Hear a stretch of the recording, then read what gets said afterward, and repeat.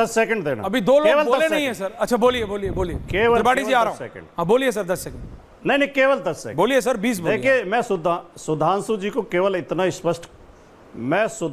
को केवल इतना स्पष्ट करना चाहता हूं कि मैंने घटिया बयानबाजी आपके लिए नहीं कहा। मैंने कहा ये घटिया राजनीति है कि एक पार्टी को देशद्रोही सिद्ध करो। एक पार्टी देशभक्त और एक पार्टी देशद्रोही है, पहली बात।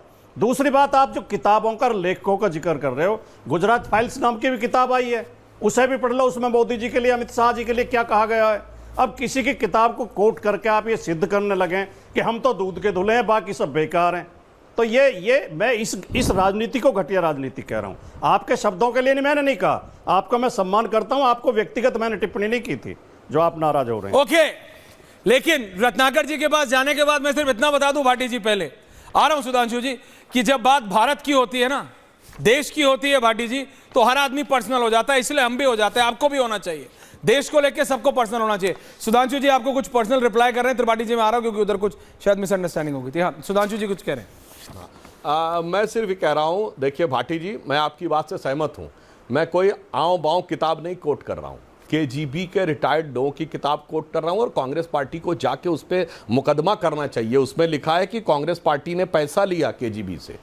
और आपको बताएं, वोल्कर रिपोर्ट जिसके लिए नटवर सिंह को इस्तीफा देना पड़ा, सद्दाम हुसैन से पैसा लिया। यह कोई नॉर्मल किताब नहीं है कि किसी लेखक ने अपनी कल्पना से कुछ लिख दिया है। इस पे इस्तीफे हुए हैं, इस पे सबूत आए हैं। इसलिए मैंने कहा, और आपकी बात से मैं सहमत हूं भाटी जी, यह घटिया राजनीति है कि देश के अंदर अपने राजनीतिक हित के लिए विदेश में जाकर विदेशी शक्तियों से करना। इंदिरा जी भी थी, जब उनसे इमरजेंसी के बाद वो सत्ता में नहीं थी, गिरफ्तारी के बारे में पूछा गया लंदन में, तो उन्होंने कहा मैं भारत की आंतरिक राजनीति पर टिप्पणी नहीं करना चाहूंगी।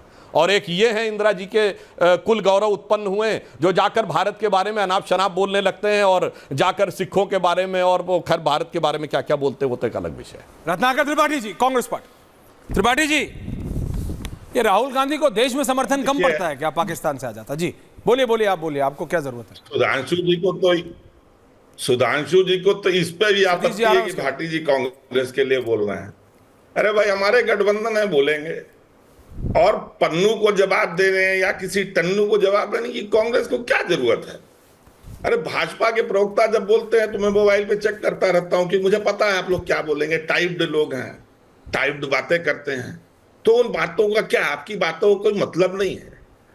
आपके लोगों ने जब जब पाकिस्तान से बात की है, जब भी बात की है, तब आपके बाद हमला हुआ है या उसके सामने रियाएं हैं। मैं बता रहा हूं आपको, 10 कोट आपने किए ना, 2 कोट। 9 अप्रैल 2024 को बालाघाट मध्य प्रदेश में सीएम मोहन यादव कहते हैं शहबाज शरीफ और पाकिस्तान की वो पार्टी चाहती है कि नरेंद्र मोदी जी भारत के प्रधानमंत्री बने। और उसके बाद 15 मई 2024 को बाल्टीमोर में पाकिस्तानी मूल के जो व्यापारी हैं साजिद तारा, वो कहते हैं नरेंद्र मोदी जी ही बनेंगे प्रधानमंत्री, वही बनेंगे प्रधानमंत्री। ये रिश्ता क्या कहलाता है?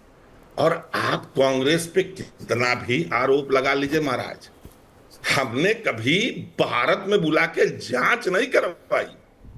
जनवरी 2016 में जो पठानकोट एयरपोर्ट पे हमला हुआ, उसकी 26 मार्च 2016 को 5 दिन पाकिस्तान ने जांच की, आपके अनुरोध पे। आईएसआई के लोग थे, पाकिस्तानी के सेना के लोग थे, और गुप्तचर और लोग थे। और उसके बाद आपने क्या किया जब पाकिस्तान ने, हमने कुछ नहीं किया। 26 अप्रैल 2016 को आपने फिर से बातें चालू कर दी। आप क्या बात करेंगे?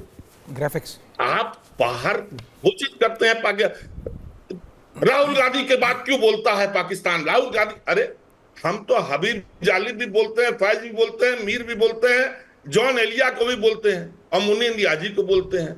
हम पाकिस्तानी हो गए? अगर आपके सिद्धांत पे जाएंगे ना, जो पहले आप कह रहे थे शब्द वाली बात, तो ये जान लीजिए, मुझे ये कहने में कोई गरज नहीं है कि ऐश्वर्या कपूर बीजेपी के आदमी हैं, क्योंकि वो हमेशा वही बात बोलते हैं जो आप लोग बोलते हैं, शब्दशः वही बात बोलते हैं।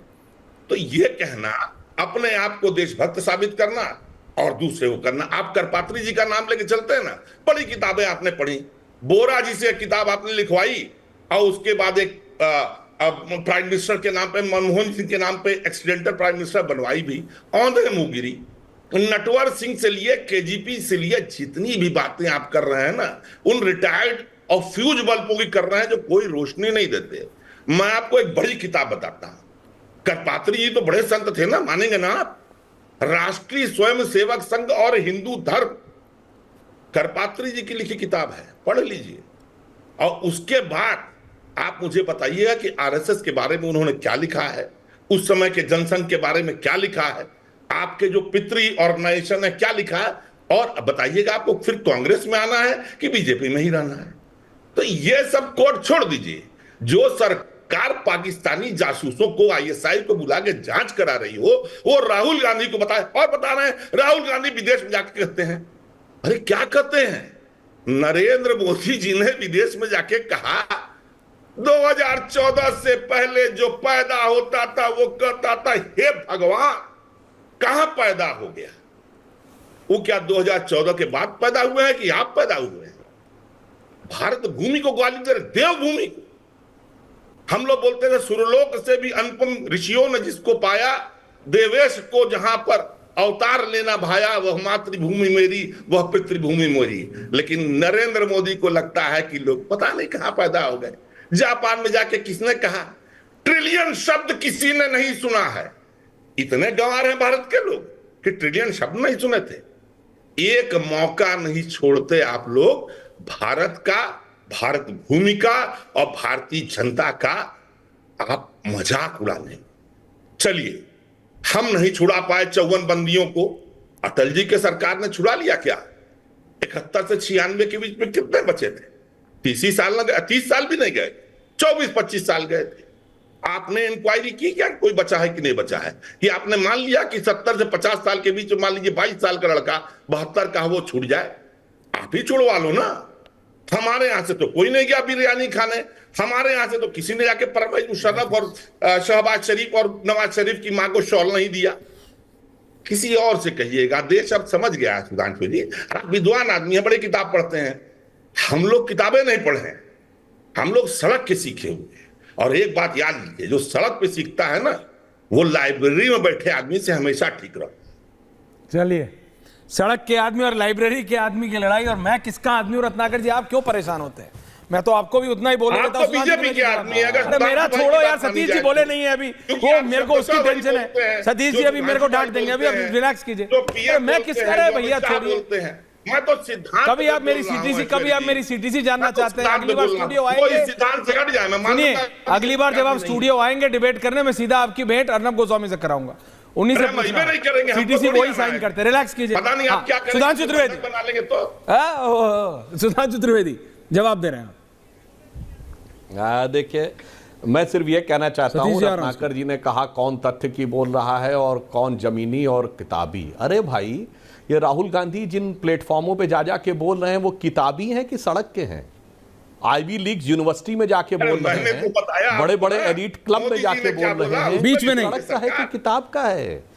सड़क वाले तो हमारे प्रधानमंत्री थे, प्लेटफॉर्म पे चाय बेचते थे। राहुल गांधी ने रेलवे प्लेटफॉर्म पे अपनी जिंदगी में उतने घंटे नहीं गुजारे होंगे जितने साल गुजारे हैं मोदी जी ने।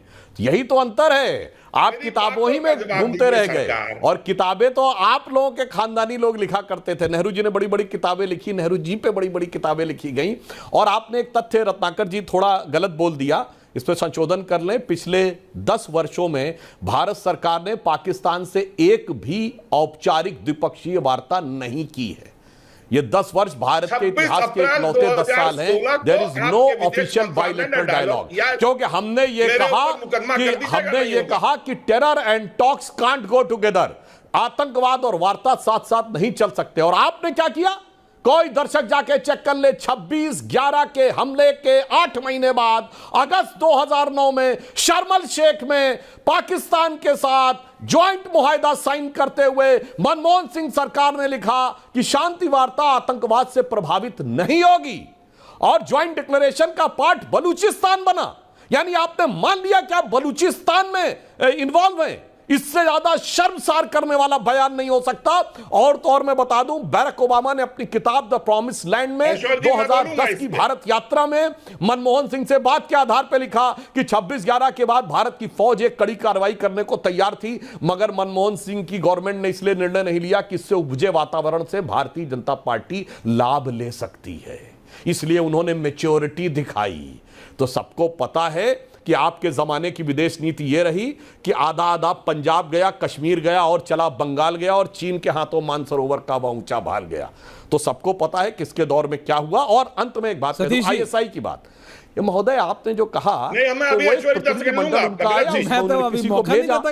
हाँ उसके बाद लीजिएगा रत्नाकर जी, हाँ बिल्कुल लीजिएगा। उसके बाद जो ठुकाई और पिटाई हुई है वो तो कहानी बहुत पुरानी हो गई। और आप कह रहे हैं आपके जमाने में ऐसा ही था नहीं, तो ये दिल्ली और मुंबई के धमाके कैसे होते थे? ये गुवाहाटी हैदराबाद में धमाके, ये चेन्नई में धमाके, लखनऊ फैजाबाद नागपुर जयपुर चंडीगढ़, ये बताइए चलती ट्रेन में धमाके, चलती बस में धमाके, ये बगैर आईएसआई के हो रहे थे ना। सेक्युलरिज्म के सुंदर संगीत हो रहे थे।